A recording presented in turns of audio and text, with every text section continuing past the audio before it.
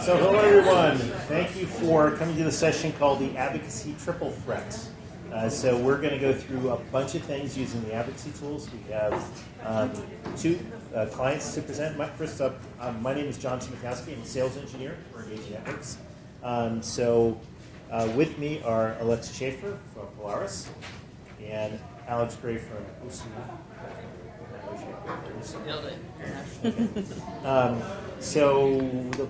What we're going to go, they're going to show some examples of how they've been able to use the advocacy tools to do some extra things. So you flip the coin as to who's going first, if you settle that, or who's going first? My name's first. Your name's first, therefore But you're it's going to go fine, first. whatever you like. So let me get out of this show and then queue up your show. Okay.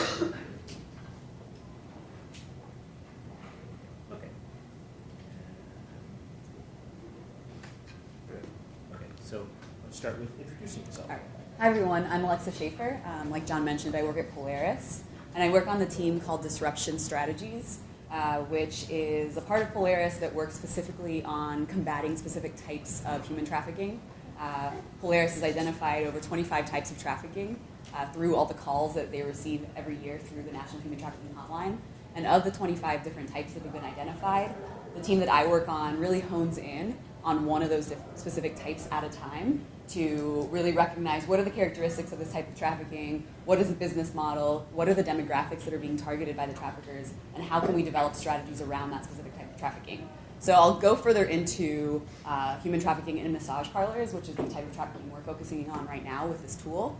And that all goes to say that we built this mass mobilization digital tool on the Engaging Networks platform with Foresight, which are the designers and developers. Brian's back here in the back, and he did almost all of the work, I would say, the bulk of it, of this incredible work, and you'll see it further along. So to give you some context on this type of trafficking is really important when understanding the tool, because you'll understand why the tool has to be so complicated when you understand the complexity of the issue. The team that I work on released a report at the beginning of this year that talks about illicit massage businesses, which are massage businesses that are fronts for commercial sex. So they may look like legitimate massage parlors. They may be in strip malls, business districts, even rural towns. They're in a commercial front venue. And when you go inside, they may even seem legitimate as well. Even when you look online without digging too much, they may seem like a legitimate business. But when you peel back some of the layers and do some more of an investigation, which is what a lot of our researchers have done, you find out that they may be illicit massage businesses. So we've identified over 9,000 of these businesses across the US, and some of them are sites of exploitation and human trafficking, both labor and sex trafficking. This is a huge business, as it says up there. You're making a lot of money. The traffickers are making a lot of money off of exploiting people and trafficking people. Is this just the massage? Yes. So this is just 2.5 is just massage. So it's $2.5 billion in annual revenue that's made in the United States per year just from illicit massage parlors. So it makes it so that these traffickers are very astute in terms of how they figure out how to make these businesses run and have them operating in a commercial front venue. So they're not operating in a basement, which is what a lot of people think about when you think about trafficking. They're not chaining anyone. It's not the kind of typical images that the media uses to conjure up human trafficking is not what's typical in this type of trafficking. It's a lot more subtle, right? Next one. And so these 9,000 parlors exist across the country. They're in every state. And there's definitely hubs, as you saw on the map before. There's hubs on the West Coast, hubs on the East Coast, hubs in Florida and Texas. But really, it's present in every single state, not just cities, but also in rural towns. So when deciding to work on this specific type of trafficking, we said, okay, let's hone in on this because the National Human Trafficking Hotline receives the second most amount of calls about this specific type of trafficking. So it's very prevalent, and it's very visible. So in a way, we're able to mobilize people around it just because likely you drive by or have walked by one of these places in the last week or month. Our strategies vary in terms of how we're going after this type of trafficking. We have tools to work with community members, so raising awareness through movie screenings, panel discussions. We offer trainings. We equip local stakeholders. And one of our most successful tactics that we think is the one that's going to really create the most change and really combat this type of trafficking is working with lawmakers to change business regulations. So what we're trying to do is work with local representatives, city level, municipal level, county level, as well as state level, to say, hey, change your business regulations to make it harder for these traffickers to set up shop in your towns. And the reason this has to be done at a national level is because traffickers, as I mentioned, are astute, not to give them credit for anything they do, but they are astute and they know where the places, where the jurisdictions are that have loopholes in their business regulations, where the ordinances are very weak. So they'll say, okay, we're going to go to this small town in Idaho and set up shop. People will come from all over because we're setting up our illicit massage businesses. There will be demand, and we're not going to get caught because the ordinance does not cover what we're doing. We're really going to exploit these loopholes. So it has to be done across the board. There has to be strong legislation in every jurisdiction. Otherwise, they're just going to move to the next county over, the next state over, and we've seen that happening. And they're very quick at moving. I'm sorry, would you be able to go back to your heat map and Sure. just explain how Sure. that data visually, like what does that visualize? Yeah, so I think like the dark orange is where it's most prevalent. It's where And is there's there like a scale or number? Yeah, so this is very broad. I have the executive summary of this report, so I can give whoever's interested in learning more about this. I have materials, so you can see exactly just what that looks like. But if you think about 9,000 parlors across the country, there are over 1,000 or 2,000, around between 1,000 and 2,000 in California only, and same for New York, which are two main hubs. And then the rest kind of get distributed across the rest of the country. Between 500 and 1,000 in Florida, and it kind of goes that way. Yeah, you're welcome. So our audience for this tool are community members. So we're trying to really mobilize community members to say, hey, this is not acceptable. We don't want this happening in our neighborhoods, in our communities, or in the jurisdictions next door either. So what we went in and did was figured out how to look at every single ordinance in all 36,000 jurisdictions across the country. So to do this, we had to hire contractors, of course, and we couldn't do it all in-house. And we ended up logging them and putting them into this massive database that kind of codes what are the different types of situations that jurisdictions may have regarding ordinances. Do they have an ordinance at all? Some places don't have any ordinances regulating the massage industry. Do they have an ordinance, but is it really weak? Is it missing provisions that are necessary to fully regulate the massage industry? Or do they have a great ordinance, but it's not being implemented because there's a lack of resources, because it's not being prioritized? It kind of runs the gamut in different situations, but we were able to identify 5 or 6 different kind of commonalities between different jurisdictions, and through that, create messaging to say, okay, let's talk to these local representatives and ask them to either improve what they already have or create something. So that's where we went in and just looked really on a very hyper-local basis what's going on in every single jurisdiction. So this is the tool. So as you can see, it's only 4 pages long, and I'm going to actually pull it up so you can see with more detail what it looks like. There it is. So this is the landing page that Brian knows very well. It just goes through some of the basics of this topic, what it is, how we can end it, and how you can help as a community member, how you can take just a few minutes to probably click about 10 times, send about 20 messages, and connect with all of your local representatives on this specific topic. They're going to fill out this form, so users just go through this quick form, and I would say that the most important information here is your zip code. That zip code is geotagged, so when you go to the next page, if we refresh, yeah. When you click through to the next page, it's going to take your zip code and it's going to identify who's your governor, who's your state attorney general, who are your county officials, and who are your municipal officials. So it's pulling all of that, and it's going to allow you as well to, it's going to show the messages. So that's going to pull in from a separate API where we've created messaging for each of these specific representatives. I'm so sorry. Yeah, go ahead. Are the messages editable? Yes, so you can customize them. At the beginning, I don't know if it's possible to go back, sorry, to the first page, landing page. There's this little check box, opt-in box at the very bottom. Quick action settings, yes, Don't auto click submit next. all of my letters. It's a real form. Yeah, It'll auto submit to all those reps. Yeah, so don't actually do it. But That's why it's not checked by people. So you would click that and then you would edit it, and you can edit the subject line as well as the message? I believe, yes. So if you show message, yep. So you can go in and change anything you'd like. One to like, okay, Mm-hmm. thank We Yep. turned off the API because it costs money to run and it's not being used right now. Right. But real messages get loaded. But actual content will be loaded. And so you can go through and customize each of these messages all the way down. And if you go through to municipal officials, just click show message. It shows that their municipal officials are city council members, aldermen, and there's a lot of them usually, definitely 3+ per city. And we're pulling all of them right here. So what you're able to do is send messages to each and every one of them if you'd like. Engaging networks pulls in the city council members? Yeah, so this required a couple of things. So I've tried to do it before and yeah. I've never been able to do it. Polaris acquired the data from NoHoo, so we then imported that data as custom contact lists. So it's a custom contact list for municipal, another one for county. So when that changes, that won't automatically change, you'll have to update it Correct. manually. Right. But as I'll get to in my part of the presentation, we are looking to add that as regular managed databases into the product in 2019, so county and municipal for US. But part of this was one of the Polaris' other requests was to get attorneys general. That's 51, so we were able to add that easily. So our team went ahead and built that list, and so now that's a managed database that's available to all clients. So you need to thank Polaris for getting us to do that. So. Thank you.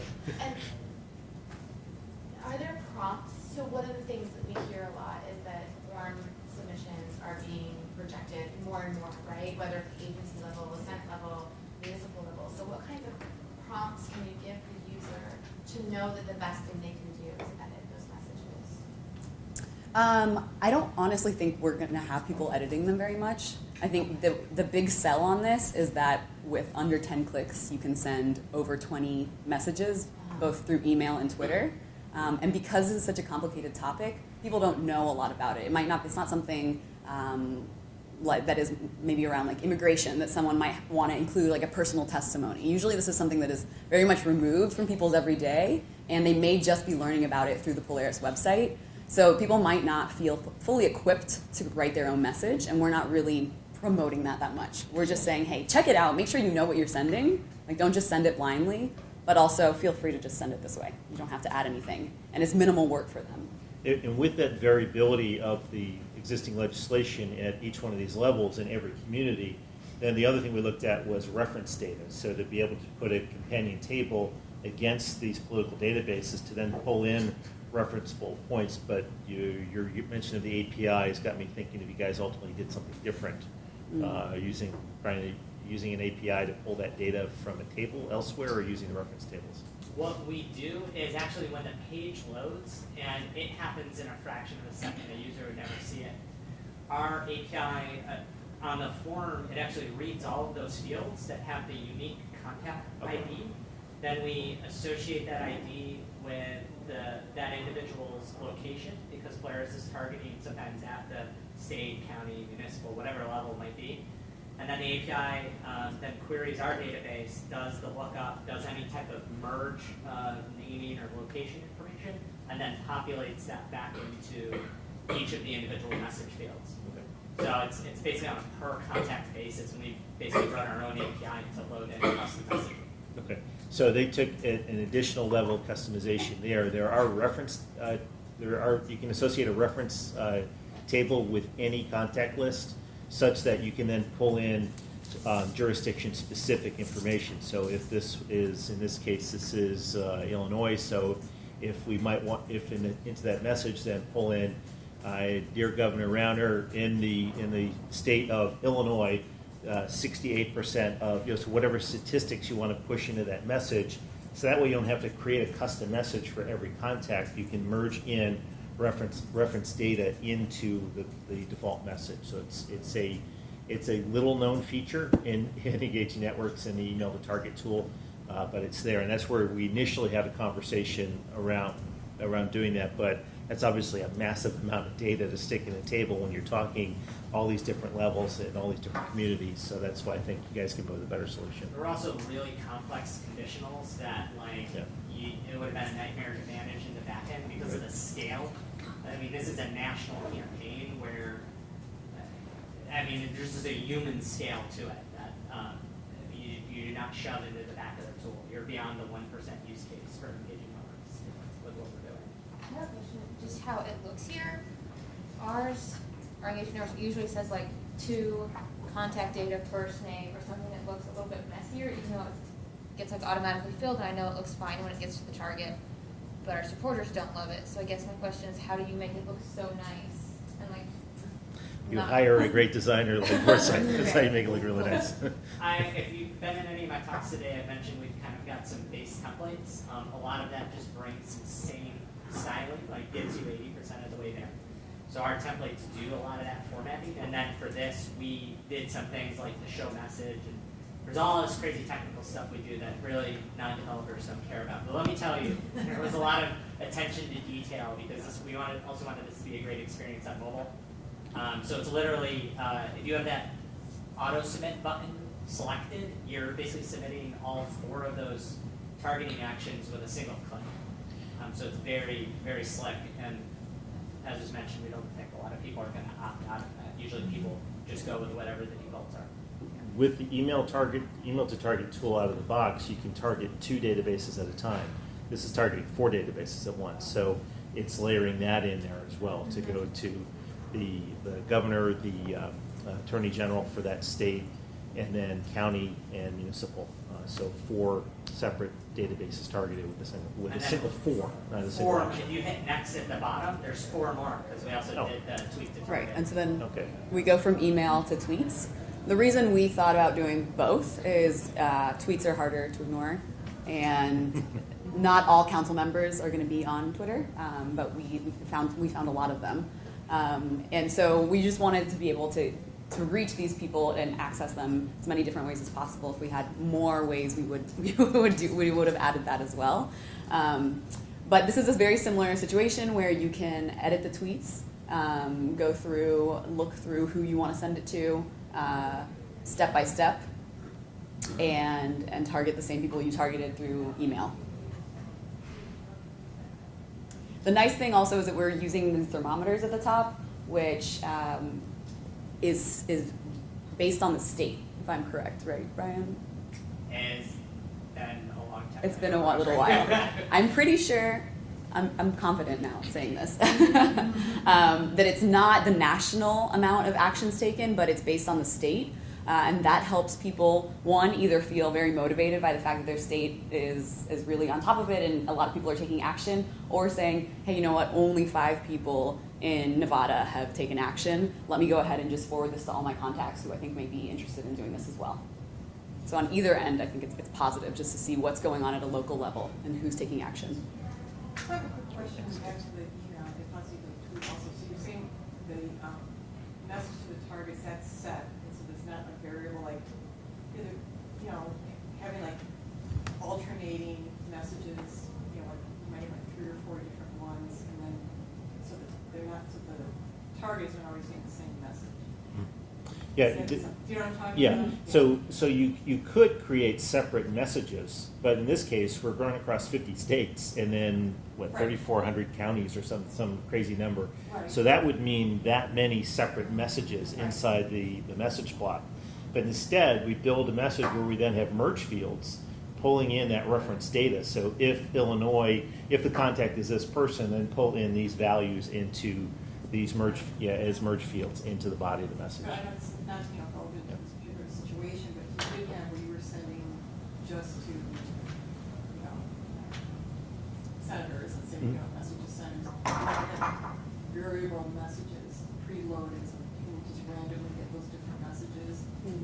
Yeah, Does you- Ian do that? Yeah, That you capability? can you can do one of 2 things. You can either simply rotate messages, so that way the same message isn't coming over and over again, because then the senator's staff then, you know, sets up a folder and just says, yeah, we got a lot of stuff about this topic today. You can rotate the subject lines. You can rotate the messages, and so we'll just. I don't know the upper limit on it. I think I put as many as 20 in one once, but I think after that point I said, that's a lot. And I just stopped playing. And same thing with like, how many images can you upload at once? I put 25 in and like, okay, that's enough to say, yeah, there's a lot. But, Can I ask one other, yeah. one other question? Sure. So did you have a goal for each, because what you're saying about, for this particular campaign, I think it's small community, you're looking at a very sort of small area target, so like, do you have like a goal, that you have a good 51? Right. Yeah, I think that was a. Hoping to get, minimum of so many to each. That's very locally based, so our goals really depend on where it is. If we're getting, I'm thinking about, let's see, a state that we don't work with very much, New Mexico, for example. If we get over 100 people using the tool in New Mexico, that may be, I'm not saying right now, but it may be a success. Just because we've worked very little with them, we've done very little outreach, we haven't worked with any of the lawmakers there, and if within a county, a given county, if we're getting 50 people sending all of these messages to every level of their local representatives, it's going to make some sort of wave. Someone's going to pay attention, someone's going to notice it. One, because people just aren't very civically engaged on this hyper-local level. They're not sending emails to their city council members and tweeting them, especially on a topic that's so specific that often many lawmakers may not know about and may not be abreast of, and saying, wow, this is a topic I've never even heard of, and suddenly I've gotten 20 emails in the last month about this one specific thing. It's something I should look into. So it really depends on the state, but New York, for example, if we don't have at least 4,000 probably, I don't think it's a success. So it just really depends. And it's even county, it's not just state level, it's county and city level as well. So then the last page just takes you to, after the tweets, just a thank you, as well as a donate button if anyone's interested in donating. And then it connects to your social share buttons as well, that are all very easy. And that's it. The idea is that in under 10 clicks, if possible, you can send out more than 20 messages. Also, I'm having our dev turn on the API, so maybe at the end you can see Oh, the nice. messages populated. Cool, thank you. This is an AWS server we put in hibernation mode because at this time. Right. Maybe, can you pull up the last slide of the presentation? Sure. Just to give you all an idea of what kind of some of the work that went into this, in addition to everything that Brian and his team did at Foresight. We had to have, as I mentioned before, we had to have contractors analyzing and logging 32,619 jurisdictions, which are the amount of jurisdictions in the US that have a population of over 5,000 residents, which was our initial priority. It was targeting these larger areas with over 5,000 residents. Did that take roughly? It's work that's been done we've been working on it for years, but in order to keep it, yeah. But it's hard to keep up to date. Yeah. Exactly, it's really hard to keep up to date. So at least 3 at any given time. And then pulling in these databases that we mentioned from NOHU, that we get the state, county, and municipal level officials. Then we had Foresight, and then we also internally have to have a team of people who are creating the messaging and who are keeping the messaging up to date so that throughout the lifetime of the tool, which was intended to be around 3 to 6 months, if there are any changes to these ordinances, we're sending correct messaging and we're not sending the outdated message that says, hey, you don't have anything on the books, when maybe they're in the process of creating something, they're in discussions, they're proposing something, or they already passed something that's great. So we just really want to keep it real time and live, as well as there are always changes at the city council level. Or if there's a special election of some sort, we need to make sure that we're sending it to the right people. So there's a lot of work to be done once it's actually uploaded. The work is just beginning once the tool is uploaded, I think. Do you have any stats on your deliverability to these small jurisdictions? So a lot of the work that we need to do beforehand is just hyper-local outreach to small grassroots organizations and nonprofits locally. And that's something that we've been doing throughout this work just in general, because our work is so hyper-local in general. We have a lot of contacts in small places, but we're just really extend that reach. Yeah, it's tough. I mentioned New Mexico because that's like a pain point of ours right now, for example, is I'm like really trying to find organizations that we can work with, we're allies, who understand the topic, who can help disseminate something like this when it's ready to go. But that's all back-end stuff that we have to work on now beforehand. Where's the place? Sorry. This hasn't been launched yet? It hasn't been launched yet. It hasn't been launched yet. So like for this topic, there's so many illicit massage parlors in California and in New York, for example, that there are a lot of organizations that know about it and who have worked on this topic. So we have a plethora of partners in those two states. But if we go into the middle of the country or outside of Florida, Texas, which I think is an issue for many organizations that are working on a hyper-local level, it gets really, really tough, especially since this is a topic that requires an organization to be trauma-informed. It requires cultural competency. It's very specific, and it's not just human trafficking. It's one of the 25 types of human trafficking. I think you had a question. Would you be able to track if people, say, send 2 tweets but not 10 tweets, and how might that impact decisions moving forward? So on the thermometer, it's actually the actions taken. It's the number of actions. So it's not the number of people who have used the tool, it's the number of actions taken, and each action is 1 email's an action, 1 tweet's an action. So one person could take up to 30 actions within 5 minutes of using this tool. Right. So that will definitely, we would love to compare, like, okay, in this one jurisdiction, one person took only 5 actions, whereas the other one did all 20. One person decided to opt out of sending to their city council members for some reason. That's a great comparison to make. And each one of those actions writes the transaction into engaging networks. So this person is, with this many municipal officials, there's going to be a lot of transactions on that record. Sorry, I'm just so interested in this part of it. Yeah, I apologize. no worries. So I know we can't see the messages right now, but I assume that you can write a message that's applicable to a governor, and then the message is applicable to a senator or a county commissioner, if that's where you're working. And then, as best practice, you should only reach out to your city council member. So will your zip code cancel out your ability to reach out to the members that don't represent you?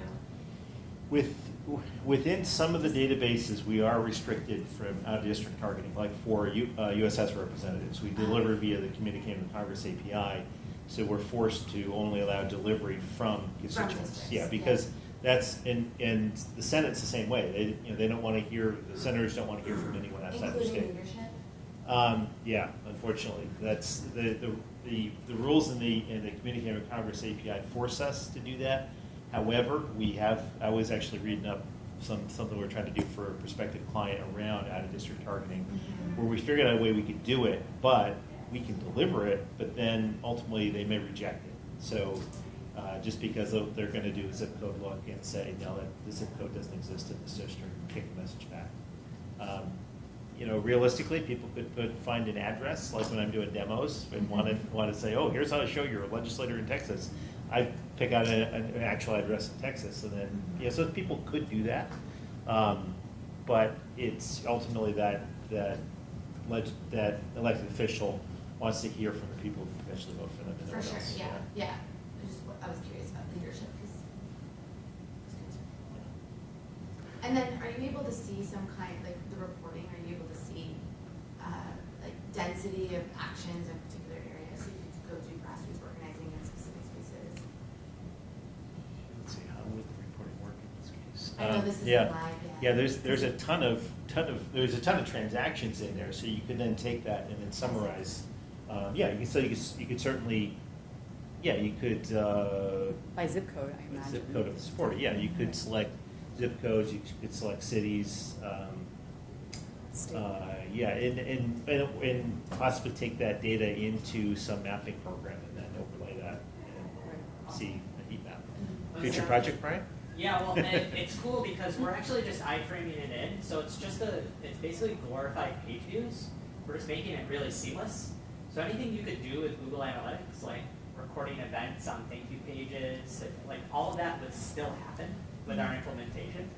So it's really elegant because you can either use the EN side of the reporting, or just imagine it's one single action and all the reporting metrics you put into it. It still works. It basically still works when you implement it at this level. It's just happening 4 times as much at the same time. can we circle back to any additional questions for Alexa after Alex has a turn? So if you've got any other burning questions on Alaris, let's hold them and like really refine those questions. So we'll give a lightning round for Alexa. So I want to shift gears to let Alex Gray from Oceana talk about what they did with the advocacy tools and with something new that we did with them. And find the right slide deck here, that would help. And Thanks, John. Thanks for your time, everybody. I promise I'll be fast. Alexa's tool, I'm going to admittedly say, is way cooler. So maybe I should have gone first. I'm going last. I'm really Yeah, John, you're in trouble. So once again, my name is Alex. I'm the Director of Digital Engagement at Oceana. Oceana is the world's largest international organization dedicated solely to ocean conservation and ocean conservation-related issues. I've been with the organization for about 4 years now, and we've been on Engaging Networks for 2 years now, I believe, a little over 2 years, and just steadily trying to further our use of the tool and build it out. And so this was one particular issue that we actually raised when we first migrated over to Engaging Networks, and that was being able to comment on the Federal Register for our US-based campaigns. A lot of points I was going to cover were actually just mentioned, where items like, I think get the change, display video. Issues like, we're being told by our sources in governmental bodies here in the U.S. that, they want to see unique comments when a comment period is open on regulations.gov on the Federal Register.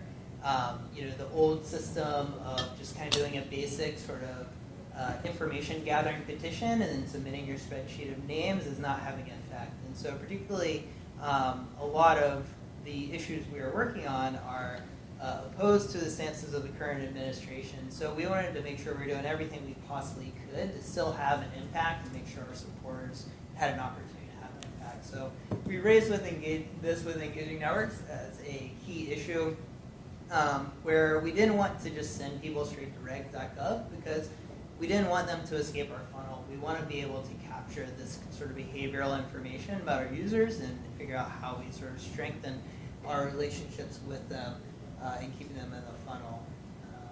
So in this particular issue, we had a comment period coming up around the Outer Continental Shelf oil and gas leasing plan. This was in regard to open up leasing in the Beaufort Sea, which is in the Arctic Ocean. The Beaufort was previously protected in the actual current OCS plan, so we saw this as a big blow and something that we really had to kind of galvanize support around before we just started seeing more and more of our oceans shipped away to offshore drilling. So this was kind of our standard, like what is it, the 30-day comment window, and then luckily it was extended. But yeah, long story short, Engaging Networks was able to build out our connection with regulations.gov, and we did a push around it. This is an example of our landing page that we used. Belugas live there. People love belugas. It's really cool. Yeah, so I just want to flag sort of the way our pages are built out. We have our basic page text, and then at the bottom in that little blue offset box in ital is sort of our comment. Let me go to the next page. So you'll see this was our standard comment, and then it made it easy because we were able to see like, okay, look, all these people have the same comment. Comment's great. We can confirm this is working. In addition to testing. So that was great. That also raised some of the issues that we've already talked about during Alexa's talk. Is like, okay, well, clearly, like we just rigged the system and we're posting the same message. So an iteration since we've been trying to figure out how do we optimize around this. We use a tool John was referring to, trying to randomize, so providing different comments to populate and sort of switch in and out. Likewise, if you look at the top above our comment, we're just providing a prompt. We realize, we want to make this as easy as possible for our users so that we'll have as many folks take action as possible, but still just saying, hey, by the way, if you are so invested in this that you do have to read this line, could you mind just like updating your comment, making it a little unique to your needs, and hopefully it'll have even bigger impact. So next slide. we're really excited to see, with this, of course, being the first test run, that we're still able to garner almost 30,000 unique comments to the register, and that was overwhelmingly the primary source of comments on this comment period. So this was also just a great optics thing for Oceana to reestablish, like, hey, this is an issue we care about, and this is an issue we are putting our resources behind in terms of making it a success. Next slide. I did want to just call out some of the particulars related to this. We did see, particularly on this first test where we had to work out some of the bugs and whatnot, a slightly reduced conversion rate. So fewer folks than we would typically see given our standard, maybe targeting Congress, our data standards there.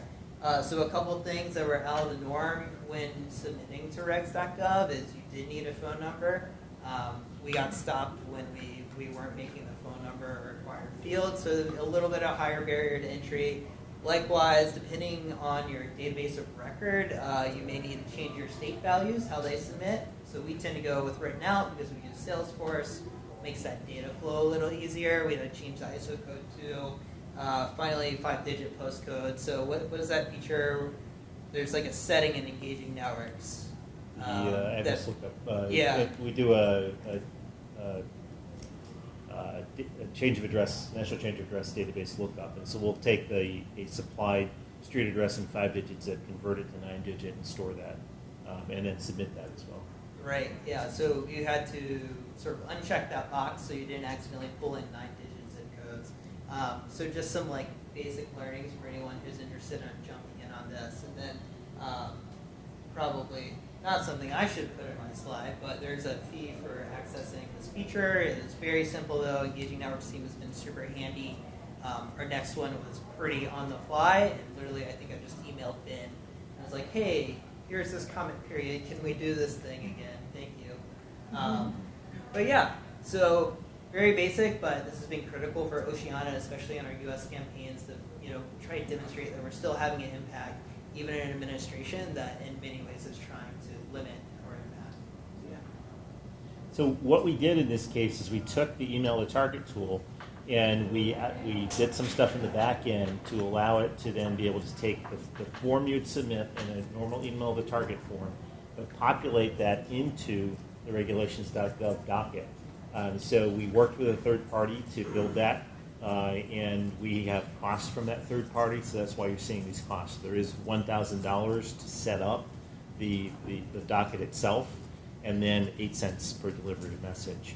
We would like to bring that down or figure this out on our own and not use said third party, because Graham's feeling is that if we're able to do that, there's no need for us to charge for this because it's just an extension of the email and target tool that we already have. So what you heard from Graham in the roadmap sessions, that's kind of one of the things that we're looking at to turn this, because he was kind of blunt with the team saying, why can't we just figure this out on our own? Why do we need to use a third party? So that's where we're. Is it a $1,000 setup per issue that you want to fill in on the regular setup.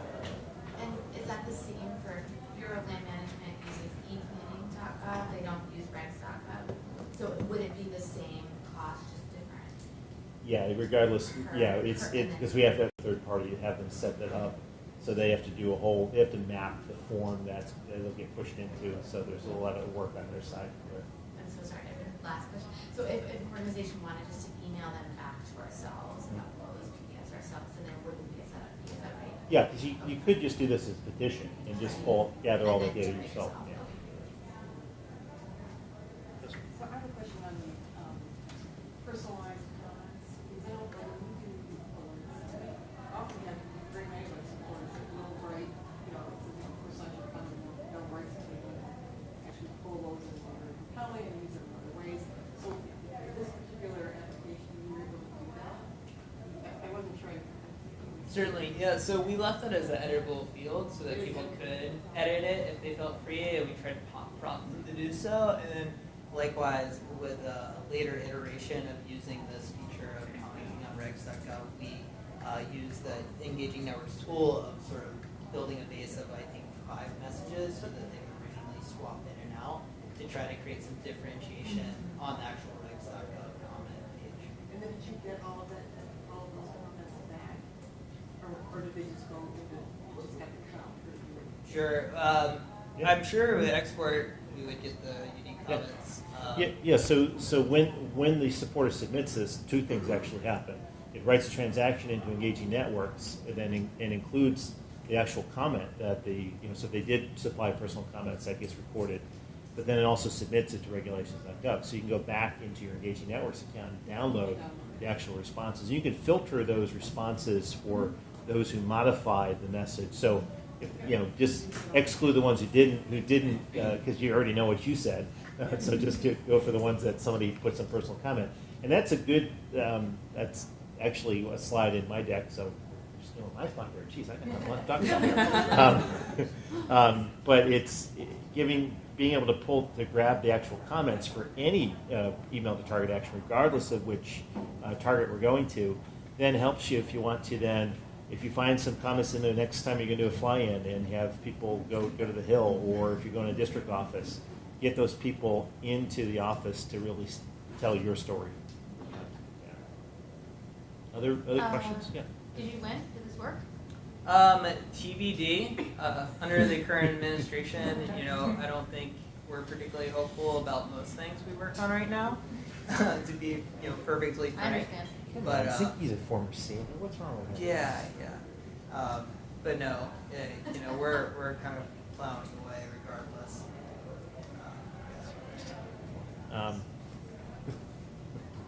Cool. Any other questions for Alex? Awesome. Nicely done. So now I have so little thunder because Alexa and Alex stole it. Let me get mine up here.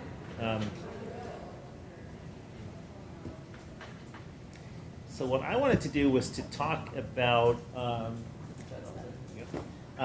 So just to give you some background on the tools that we've been talking about so far, this is using the email to target tool inside Engaging Networks, or the tweet to target tool. So two separate page types, and then you can kind of combine those if you've got somebody like Brian doing some of the design work for you.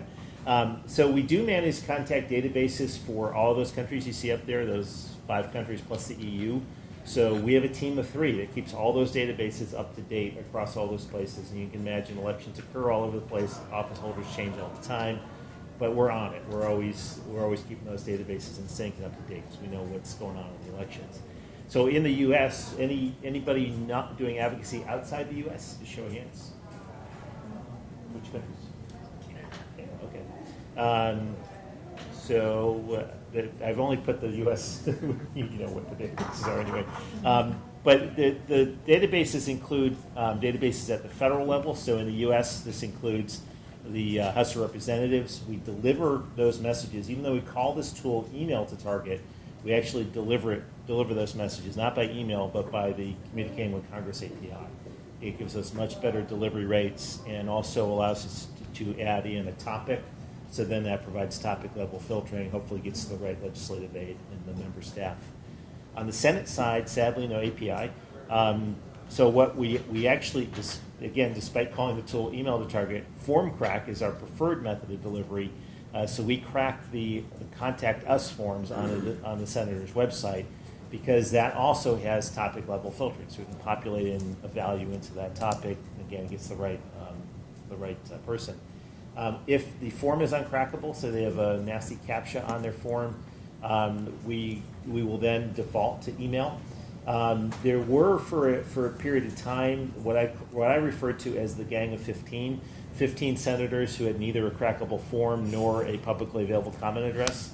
And sadly, Ed Markey from Massachusetts was one of those because you figure that a Democrat wouldn't be on this list. I'm not making a political comment. I used to live in Massachusetts. I know Ed. He's a good guy. But I actually reached out to him and said, Ed, come on. But we've recently fixed that. So now we have 100% delivery to the U.S. Senate. So we are very pleased to say that. The executive branch, we can add the members of the executive branch as single contacts into your account. So they won't automatically be in there.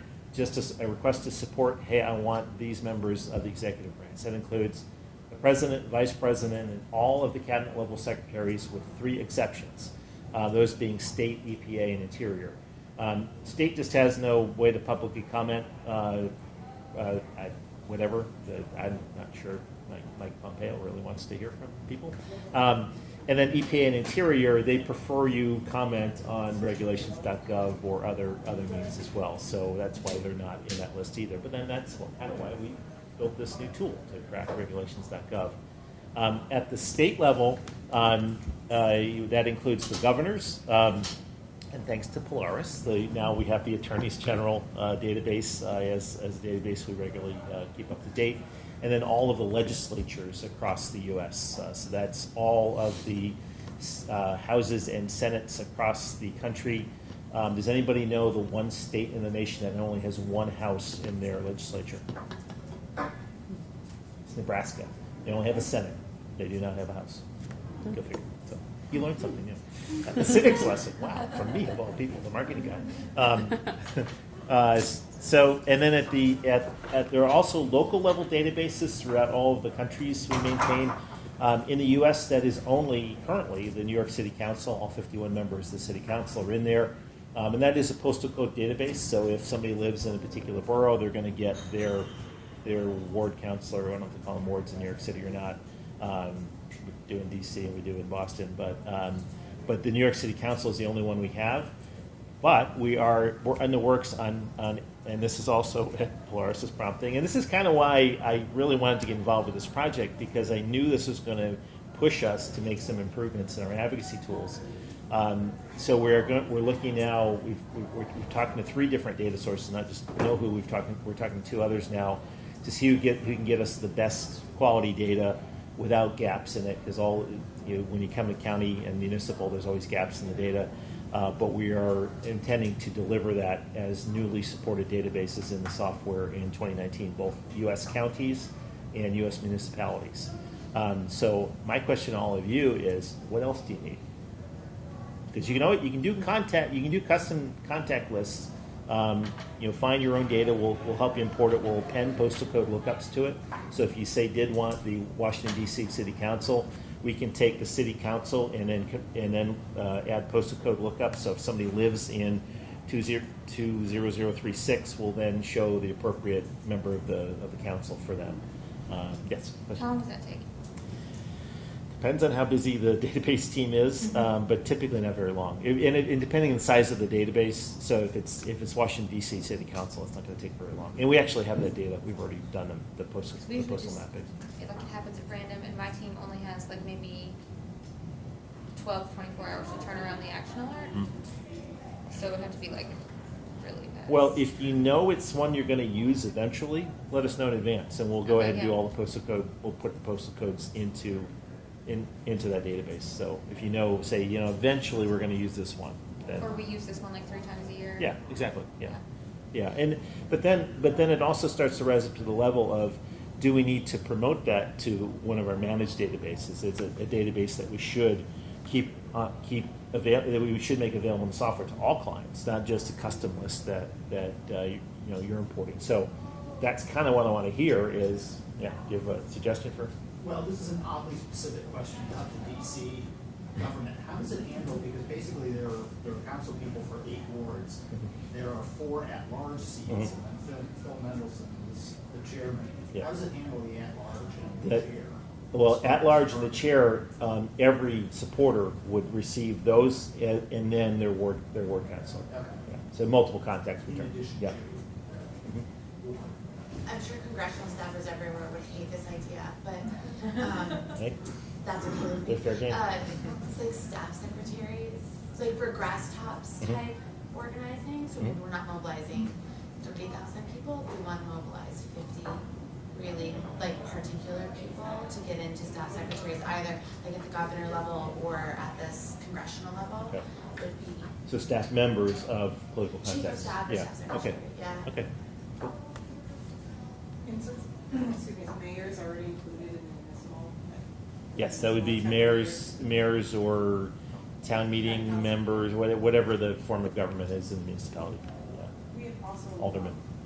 oftentimes want to comment to state departments of environmental quality, kind of like state, I would say state environmental Yep. commissions Good. for us. And county commissioners. Yeah, county would be, That would be- yeah, right, more sorry. than good, yeah. County. Cool. So it's been a while since I've used engaging networks and we're coming back. Can you manually just enter one like Yeah. that I don't have Yeah, to you can go put to in, you can put in single contacts, and then you can upload a whole list. And then you can then keep that up to date. So if you then say, oh, we found a new email address, you then have the access to that in the software. Okay, to go because change like it. sometimes Yeah. the Corps has things specific to a permit that, it's just a one-time use. Yeah. Okay. Cool. Yes. This is not elected officials, but letters to the editor. People could find a local paper and submit a letter to the editor. Like resistance. Yeah. What I'm doing is I'm just going into a production account and this action. So let's see. So when you go to select those contacts, that's the first step in the process. Let's start over button here, clear that out. So in this production account, this is my Sandbox production account, so I can access all the databases that we maintain. So there are 7 pages worth of databases in our list, and I don't know if you can really read that. No, you can't. It starts with Australia, 2 Australia databases, a bunch in Canada, the EU, Germany, and then look at all these in the UK. Look at database after database after database in the UK, like letters to the editor, some special databases for clients, because we started in London back in 2000, and so in our UK clients really don't do much fundraising, if at all. They're all about campaigning, is what they call advocacy over there. So we create a lot of custom databases, and that's why when I looked at then the list for US, so we've got state attorneys general there, and then House, Senate, New York City Council, state legislators, et cetera, this special county official, special municipal, that's Polaris's data. You can't have that yet because it was a one-time use license. I have it in my account, but I can't actually use it. That list is smaller for the U.S. than it is for the U.K. And what's our population versus theirs? And we won the war. They won the list war. Yeah. So that's why if from a market perspective, we want to give, if there's consensus, and the other thing is that in the UK and also in Canada, we have a lot of client requests for candidate databases for particular elections. So that's something that we do regularly in Canada, in particular provinces, and then we regularly do it in the UK. So if there's, and the way to get this, we have a listserv, a client listserv. So if you want to enlist each other in pushing the issue with us, but then also just send us an email, and whether that's a email to info@engagingnetworks.net, which then is, I think Graham actually gets that first. It was funny that info, it goes to the CEO, but Graham likes to know what's happening. Yeah, good to know. He's probably going to change that now that I said that in front of all of you. He's like, who are these people? Are they? Of course, he's just Graham at ENCC18 anyway. So, client support is then your next best opportunity, because then they can compile the requests as well. Yes, I'm the sales engineer. Sure, you can ask me too, we definitely want to know, because we want to make improvements to the tools. So I'm just, it's 4:09, so I think this session might be over soon. So I just want to just cover a few other things, and then we'll open up for more questions. Just jumping back in here. So that whole message downloading thing. The window still. There we go. The message downloading, that's built right into the page. So all you do is in the advocacy tools, just click on the page name, and it'll expand the view here, show you the page views, and then you click this message download button. You then get, okay, I can see the second slide there. You can't. There we go. Then you get this screen where you can then select the date range from which you want to download those messages, and there's an option for ignoring the ones where people did not change your default message.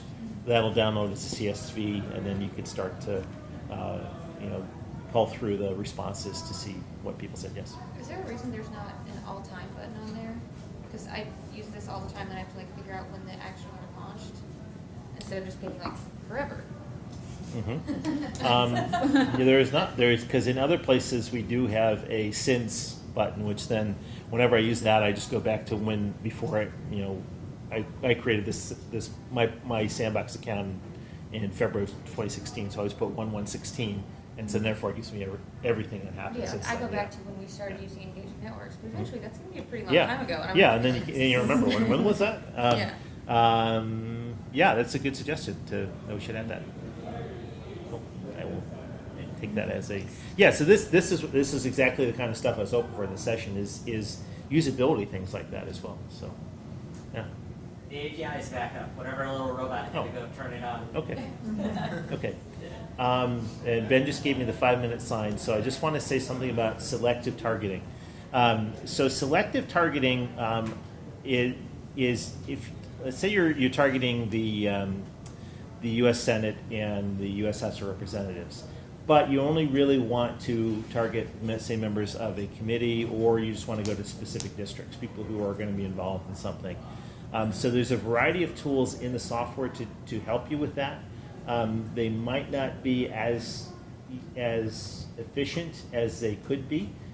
So if you have had any issues around selective targeting, I'd love to hear about it because as we look at the roadmap for 2019, when we initially pushed email to target into Page Builder, we actually had a way, and I keep on thinking until somebody affirmed this for me last week. I was like, did I dream that when this first came out? Because you could select individual targets from any of those managed databases and pull them into a list. It was pretty cool.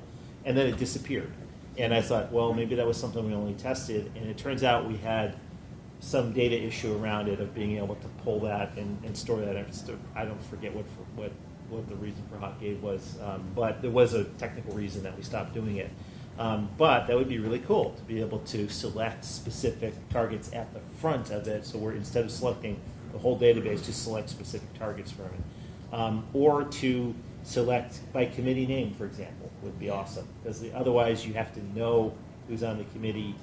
There is a way, I thought I guess I didn't take a screenshot here. So let me get out of here and jump into an account. Actually, the way this then plays out is I'm going to use some of Pew Charitable Trust's page. Anybody here from Pew? Pew Charitable Trust makes awesome use of the tools. If I get the right screen up here, that would help. There we go. And, okay, so one thing to note, once your actions are closed, you can customize the closed action page. So you could even put some JavaScript on this to redirect them back to the Get Involved page or wherever you want them to go. Maybe put that on screen for 10 or 20 seconds and then send it back. In this case, this is an action targeting the Senate. And I've gone ahead and populated my info in here. And when I move on to page 2, now I live in Virginia, but apparently my senators are not part of the targets for this. So they probably could have told me that on the previous page that we're seeking people in these areas. But you can then, for the use of the tools, then customize what that message is to say, thanks for playing, but not in your state. This is basically what this is all about. So they target committee members here? Yeah, I think they were just going to either that or by specific. In the case of the Senate, it's obviously easy since the senator represents the entire state. Just select the state. So if your supporter lives in a state, a particular state, then show it. Or you can go by a particular senator. So, and that is another example here of this. In this case, this action was targeting both the House and Senate. But notice that what was returned, here's the actual action, what was returned is just one of my senators. Where's Mark Warner? Why isn't Mark Warner, why am I not asking him to support Senate 3172?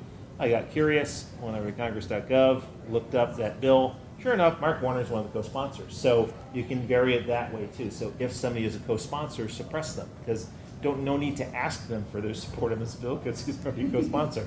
You might alternatively want to say, hey, dear Senator Warner, thank you so much for your leadership on this issue. We're reaching out to your colleagues, and et cetera. So you can vary the message in those different ways. The tools within the software to do this are all built into. Use a different account here. Yeah, this one will work. That's all built into a couple different ways to do this. One of those tools is. Let's close this. Okay.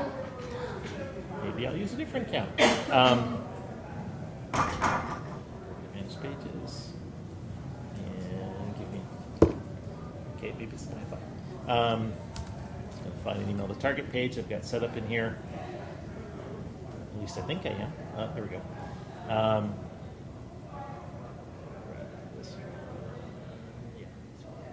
So within a page, and this is not the best designed page, Foresight did not design this template that you're going to see in a moment. Yeah, this is not a good template. So in this, and this is a fictitious organization, so we're not getting in on your action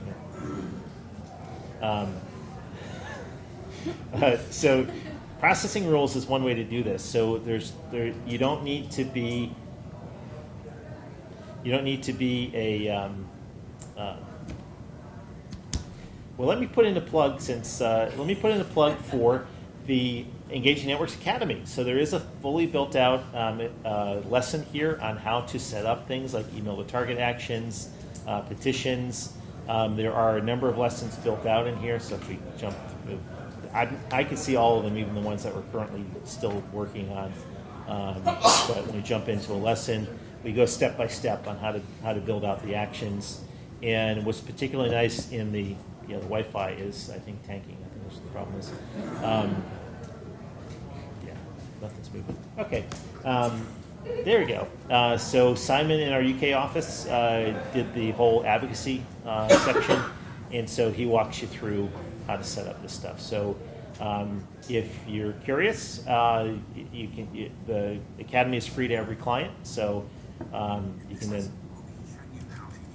Powerful email to target campaigning tools. You can listen to somebody with a very nice accent tell you about how to use campaigning tools. So any other questions? That I think we're the ones sitting between you and the reception up on the deck that overlooks the Capitol. I haven't the question asked her. I'm sorry, I'll be fast. I know it doesn't exist right now, but do you think there would be a way where coalitions could somehow tag their actions so that we could real-time count our coalition members? For example, there's 11 of us that are on the Monuments Coalition with Pew, which you showed earlier, or other coalitions like Climate Action Campaign or Water, where we're always wanting to know, like, how much has EPA heard from us, or Interior, or whatever. We have a total goal. Is there a way to tag it? Yeah, attributes are a way to put a tag. You can put as many attributes onto the action as you like. And would it report to me what Pew was doing? It would not, because they would have to share their data. However, the master dashboard, if you, the intent of the master dashboard is for an organization with divisions within its organization, but we could potentially do that to do aggregate reporting there. We just have, the problem with doing that across different client accounts is that their data structure might be vastly different. But there could be APIs to pull, yeah. I already have a few ideas. Okay.